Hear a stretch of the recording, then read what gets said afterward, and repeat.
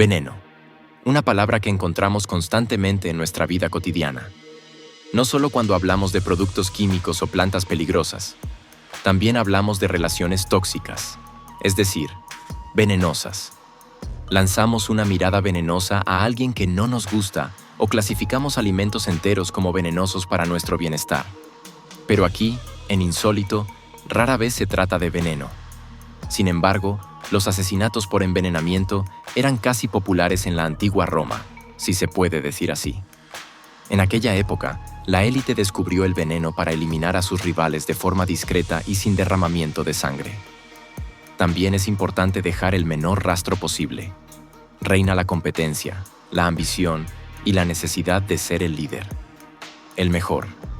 Casi como en una universidad de élite, donde los estudiantes intentan superarse unos a otros y terminar primeros en la clasificación. En una universidad como la Universidad Tsinghua de Pekín. Y precisamente allí, en 1994, ocurre algo sorprendentemente similar a lo que sucedía en la antigua Roma.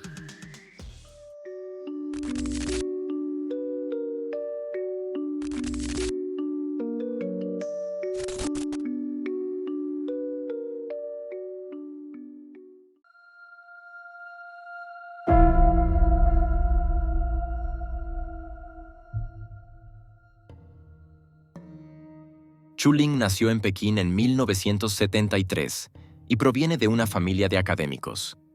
Tanto su madre como su padre estudiaron geofísica y se conocieron durante sus estudios.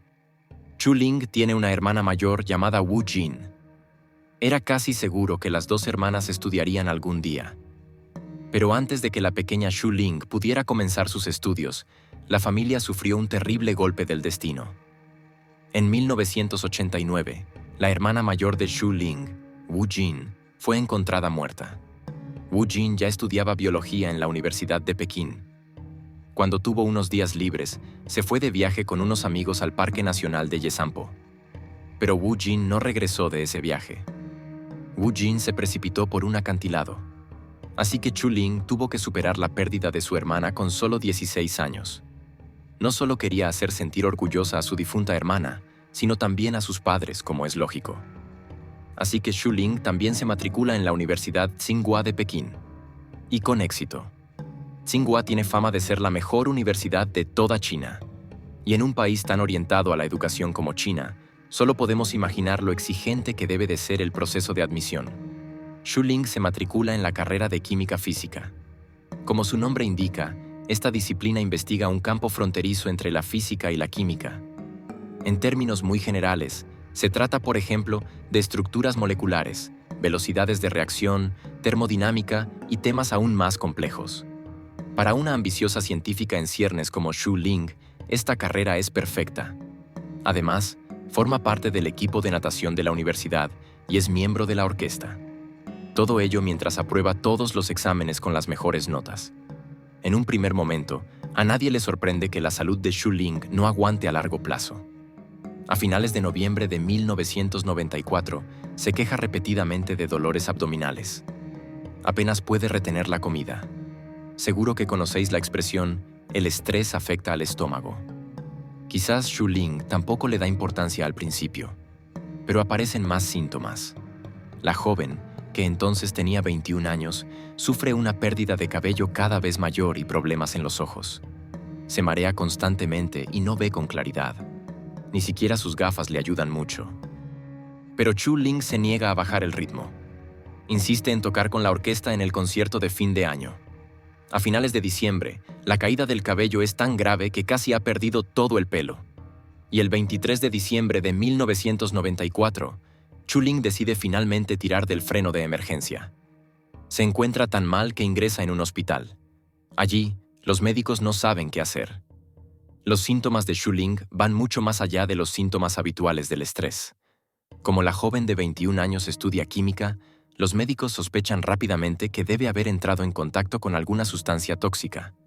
Pero Chu Ling también entiende algo de su materia. Insiste en que nunca ha estado en contacto con productos químicos peligrosos. Aunque no se encuentra la causa, al menos el tratamiento en el hospital surte efecto. Chu Ling está mucho más estable y se siente mucho mejor. Tras un mes de hospitalización, El 23 de enero de 1995 puede volver a casa. Esto viene muy bien, porque el siguiente semestre no empieza hasta finales de febrero. Así, la joven de 21 años tiene aún un mes para seguir recuperándose. Pero, por desgracia, este tiempo no será suficiente, porque a partir de ese momento todo empeora mucho, mucho más. Solo unos días después del comienzo del semestre, Shu Ling presenta nuevos síntomas. Tiene fuertes dolores en las piernas y los pies y cada vez se siente más mareada. Todos estos síntomas no solo son preocupantes, sino que también pueden ser una señal de alerta de una enfermedad grave. La situación empeora hasta que los padres de Shu Ling deciden volver a llevarla al hospital el 6 de marzo.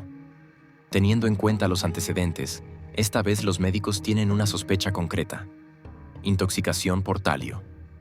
Los síntomas de Shu Ling son muy similares a los de otro paciente que fue tratado hace años por intoxicación por talio. El talio es un metal pesado que solo se encuentra en entornos de laboratorio. No tiene sabor ni olor. Por lo tanto, parece mucho más inofensivo de lo que es. Incluso pequeñas cantidades no solo son suficientes para causar graves daños orgánicos, sino también para matar a una persona. Sin embargo, Shu Ling está completamente segura de que nunca ha entrado en contacto con el talio. Por lo tanto, no se realizan pruebas.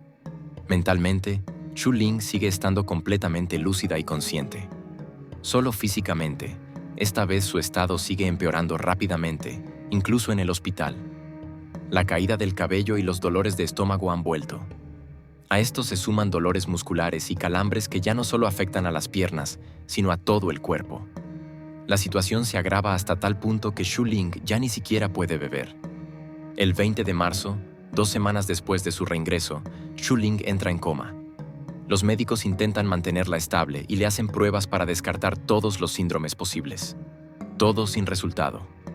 Cuando el hospital comunica los resultados de las pruebas a los padres de Shu Ling, entre las enfermedades descartadas figura la intoxicación por talio. Y eso, a pesar de que no se le ha hecho ninguna prueba médica para detectarla. Si se hubiera hecho, quizá todo habría sido muy diferente.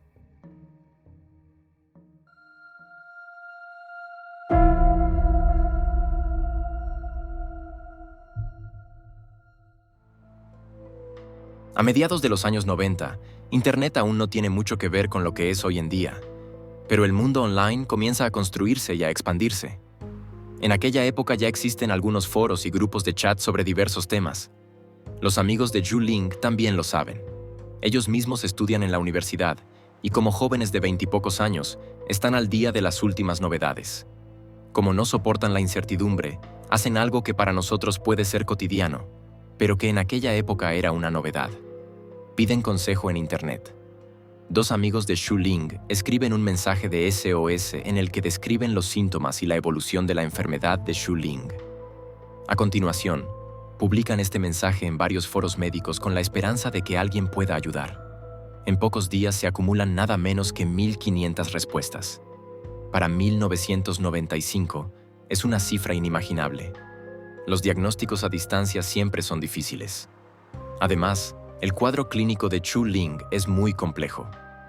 No es de extrañar, pues, que las opiniones de los miembros del foro sean dispares. Pero unas 500 de las 1.500 respuestas llegan a la misma conclusión. Parece una intoxicación por talio. Y como los propios médicos también lo habían sospechado al principio, este diagnóstico a distancia resulta aún más convincente. Pero cuando los familiares de Shu Ling proponen ahora una prueba de talio, los médicos se niegan. No quieren escuchar las sugerencias de extraños. Como la familia no sabe qué más hacer, los padres de Shu Ling sacan en secreto muestras de orina y cabello de su hija del hospital. Encuentran un médico externo que está dispuesto a ayudarles y organiza un análisis de la muestra en otro instituto. A finales de abril, cuando Shu Ling sigue en coma, se obtiene el resultado.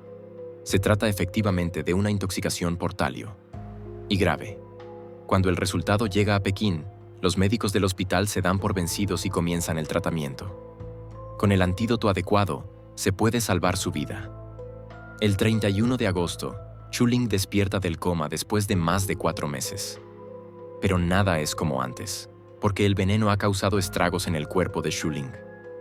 Varios órganos, incluido el cerebro, han sufrido daños irreparables. Shu Ling, que solo un año antes había obtenido las mejores notas en la mejor universidad de China, tiene ahora el nivel mental de un niño pequeño. Depende de una silla de ruedas que apenas puede manejar. Está casi ciega y ni siquiera podrá cuidar de su higiene más básica en los próximos años. Cuando se intenta hablar con ella, Chuling sigue creyendo, incluso años después, que tiene 20 y pocos años y que está estudiando en Pekín. Así que, aunque tiene el nivel de un niño pequeño, se ha quedado atrapada para siempre en su época de estudiante. No solo físicamente, sino también psicológicamente, debe de ser un infierno. Y nadie sabe cómo llegó el veneno al cuerpo de Chuling. O mejor dicho, quién le administró el veneno. ¿Y por qué? Ahora es la policía china la que debe encargarse de la investigación. En teoría, los padres de Chuling ya hablaron a finales de abril, cuando se confirmó el diagnóstico, con el presidente de la Facultad de Química de la Universidad de Chuling, el profesor Xu Fangyu. Le pidieron que denunciara el caso a la policía y que lo respaldara con sus conocimientos especializados. El profesor también llamó al jefe de la policía de la universidad y le explicó el caso. El jefe de policía prometió remitir el caso a sus colegas de Pekín, pero eso nunca sucedió. También a finales de abril, la tía de Chuling llamó al profesor Xu Fangyu. Ya entonces sospechaba que alguien había envenenado a su sobrina. Pidió que se tratara la residencia de Chuling como escena del crimen y que se interrogara a los demás estudiantes. Pero Xu Fangyu solo respondió que eso no era posible. El día en que se confirmó el diagnóstico de envenenamiento por talio fue el 28 de abril. Y entre ese día y el 7 de mayo, alguien debió de entrar en la residencia de Chuling. Sin embargo, no robaron la cartera ni otros objetos de valor, solo lo siguiente: un pintalabios, líquido para lentillas, un vaso de agua, champú y gel de ducha. Quizás ya os hayáis dado cuenta de algo. Todas estas cosas tienen que ver con líquidos que entran en contacto directo con las mucosas o la piel en general. Y a estos líquidos se les podría añadir fácilmente el talio en polvo con el que envenenaron a Chuling. No tiene olor ni sabor. ¿Y quién se fija cada día en el líquido para las lentillas o en el champú como para notar un mínimo brillo azul? Los análisis posteriores revelarán que Chuling fue envenenada con talio durante meses, en 2 etapas. Probablemente una antes de su primera hospitalización y otra después de su regreso al campus. Y ahora que se conoce el diagnóstico, precisamente faltan en tu residencia los objetos que pueden haber desempeñado un papel en el caso. Solo después de este robo se entera la policía del caso. Antes, el jefe de la policía universitaria no había informado a sus colegas de la ciudad, como había prometido. El 7 de mayo, los padres de Chuling denuncian el envenenamiento y también el robo. Al principio, los investigadores se muestran optimistas. El talio no es un material al que se pueda acceder fácilmente, ni siquiera los científicos. La policía estima que, en aquel momento, solo unas 200 personas en toda Pekín podían tener acceso a esta sustancia. Además, las residencias de la Universidad de Tsinghua están muy bien protegidas.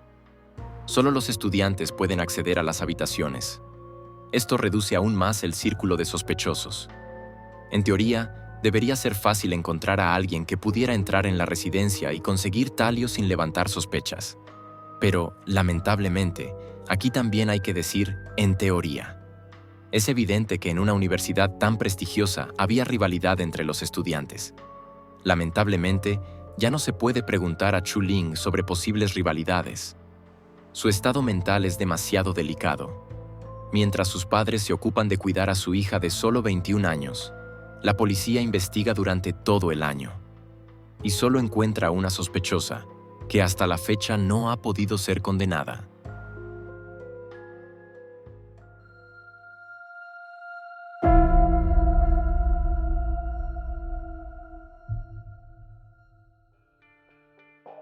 Chuling compartía la residencia con otras 3 estudiantes: Jin Ya, Wang Qi y Sun Wei.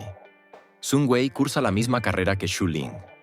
Además, ambas tocaban juntas en la orquesta de la universidad. Sun Wei también es una estudiante brillante, pero Chuling es simplemente mejor. En todo, Sun Wei solo supera a su compañera de estudios y de piso en una cosa. Sun Wei tiene acceso al talio. Se han encontrado facturas de su grupo de investigación por la compra de talio. Además, Ha tomado prestada literatura especializada sobre intoxicaciones. Por cierto, la madre de Sun Wei trabaja en el segundo hospital al que ingresaron a Chuling, es decir, en el que se rechazó la prueba de talio. Además, Sun Wei proviene de una influyente familia de políticos. Tan influyente que el abuelo de Sun Wei es amigo íntimo del propio presidente chino. Ahora os preguntaréis qué tiene que decir Sun Wei sobre todo esto. La respuesta es tan simple como desalentadora. Nada.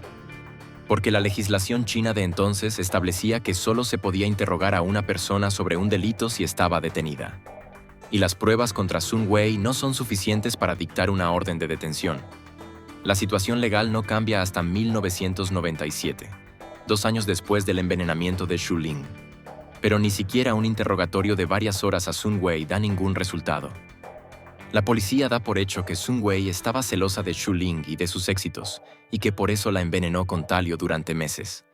Aunque se le dice claramente que es sospechosa oficial, lamentablemente no se avanza más en el caso.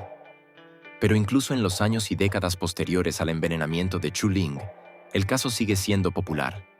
El true crime es un género muy popular también en China.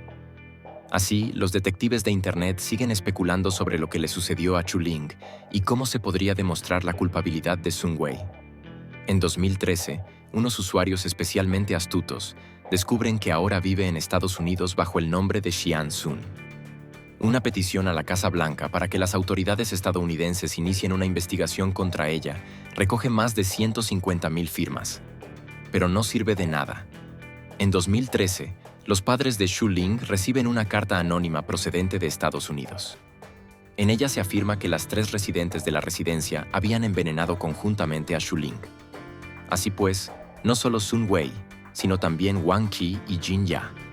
Las 3 habían envenenado a su compañera para expulsarla de la universidad. Según la carta, las 3 habían sido acosadas por ella. Además, Xu Ling era responsable de privar del sueño a sus 3 compañeras de piso, lo que durante 2 años se había convertido en una enorme carga psicológica. La policía nunca pudo encontrar al autor o autora anónimo de la carta. La única sospechosa, Sun Wei, reapareció años más tarde en Australia bajo el nombre de Jasmine Sun.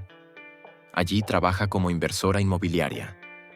Una vez más, se presenta una petición a los políticos locales para que se inicie una investigación. Pero, de nuevo, no pasa nada. Sun Wei probablemente sigue viviendo en Australia. Sigue siendo la única persona sospechosa del envenenamiento de Xu Ling.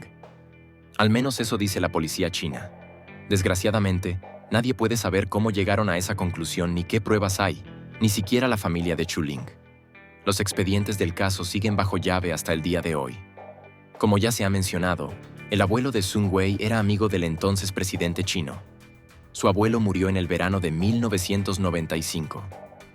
Muchos sospechan que su último deseo fue que los políticos ocultaran el hecho de que su nieta había envenenado a otra estudiante. Por supuesto, esto es solo una especulación, pero si hay algo de cierto en ello, entonces ese deseo se ha cumplido. Como ya se ha mencionado, Xu Ling nunca se recuperó de la intoxicación por talio. Sus padres la cuidaron hasta el final, a pesar de que ellos mismos tenían más de 80 años. En 2023, falleció a los 50 años como consecuencia de los daños causados por el envenenamiento y un tumor cerebral. Si se quiere expresar de forma cruda, se podría decir que Xu Ling fue asesinada lentamente durante 28 años. Un caso muy atípico para insólito. Pero esta historia me parece realmente emocionante y conmovedora. No veo ningún otro motivo que no sea la envidia. Por eso me interesaría mucho conocer vuestra opinión sobre el caso. ¿Quién creéis que fue el responsable del envenenamiento de Xu Ling? Y si fue Sun Wei, ¿cómo consiguió salirse con la suya? Estoy deseando leer vuestros comentarios. Al mismo tiempo, así apoyáis el canal. Porque cualquier interacción aumenta la probabilidad de que el vídeo se sugiera a personas que aún no están suscritas a Insólito. Por lo demás, no hay mucho más que decir. Os deseo un buen día, tarde o noche, según la hora en que veáis el vídeo, y espero que nos veamos en el próximo. Hasta entonces. Chao, gente.